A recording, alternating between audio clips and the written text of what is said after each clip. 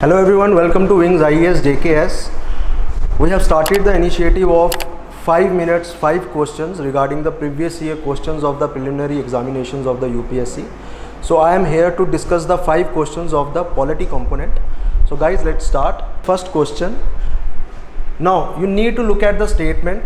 There are 3 statements and it has been asked whether the given statements are correct or not. So here they are, mentioned. They have mentioned that which of the above statements are correct. Always be careful whether they have asked about incorrect or correct, and always notice about these things. Now first statement is a bill amending the constitution requires a prior recommendation of the president of India. अब statement में गड़बड़ी कहाँ पर है? Here they have written about the bill. So in the bill ordinary bill also comes along with it, और ordinary bill में president की prior recommendation की कोई ज़रूरत नहीं है. We need the prior recommendation of the president in case of money bill or in case of the finance bill, and also in case of finance bill there is only category of finance bill 1. Now talking about the other statement, so this statement is wrong. Talking about the second statement, when a constitution amendment bill is presented to the president of India, it is obligatory for the president of India to give his or her assent. By 24th Constitutional Amendment Act, it is obligatory, 1971. So this statement is right. Now the third statement is a constitution amendment bill must be passed by both the houses, Lok Sabha as well as Rajya Sabha, by a special majority, and there is no provision of joint sitting. Joint sitting जो है, it occurs in case of ordinary bills by article 108, not in case of, it also occurs in case of financial bills, but not in case of constitutional amendment bills or not in case of the money bills. So this statement is also right. So the correct answer is option B. 2 and 3 statements are right. Now moving on to the next question. Consider the following statements. Here again you need to look. So the Constitution of India classifies the ministers into 4 ranks: Cabinet Minister, Minister of State with independent charge, Minister of State, and last Deputy Minister. So looking at the statement, the Constitution of India doesn't define this. So this statement is wrong.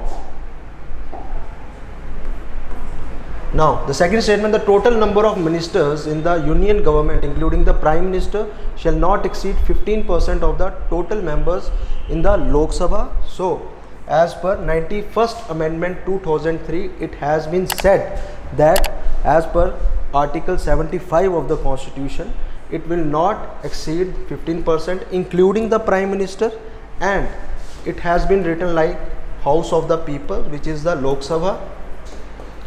Similarly, in the State Legislative Assembly, same rule applies, and it has been inserted in Article 164 Clause 1A. So the second statement is right, first statement is wrong. So the right answer is answer or option B. So moving on to the next question. Third question, which of the following is or are the exclusive powers of the Lok Sabha? So the first statement is to ratify the declaration of the emergency.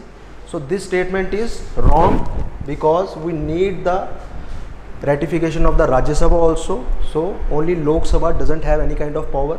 Second statement, to pass a motion of no confidence against the Council of Ministers. So we all know that the Council of Ministers are collectively responsible to the Lok Sabha.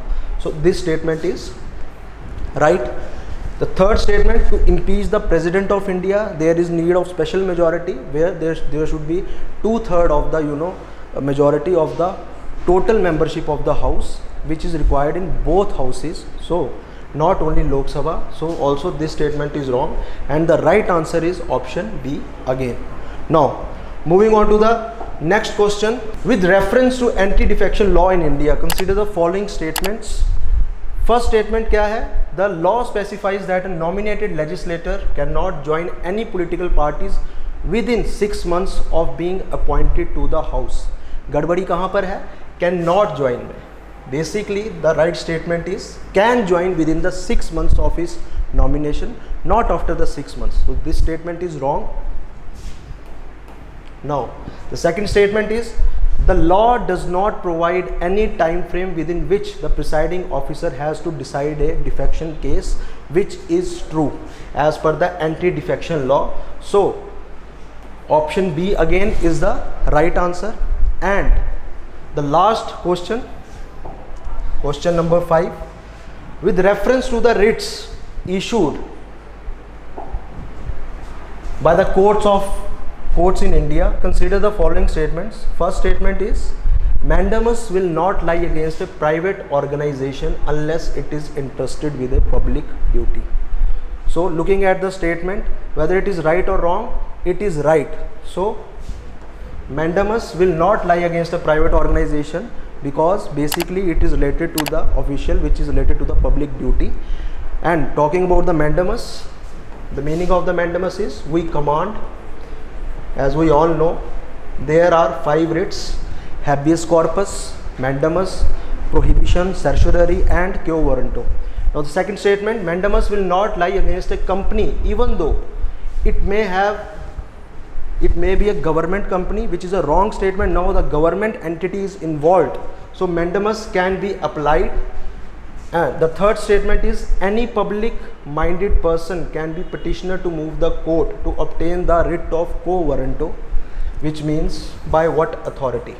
So actually the statement is right, and the right answer is option C. So guys, I hope these 5 questions that we have discussed, it has helped you or given you motivation to look after more questions like this, and I'll see you in the next video. Thank you.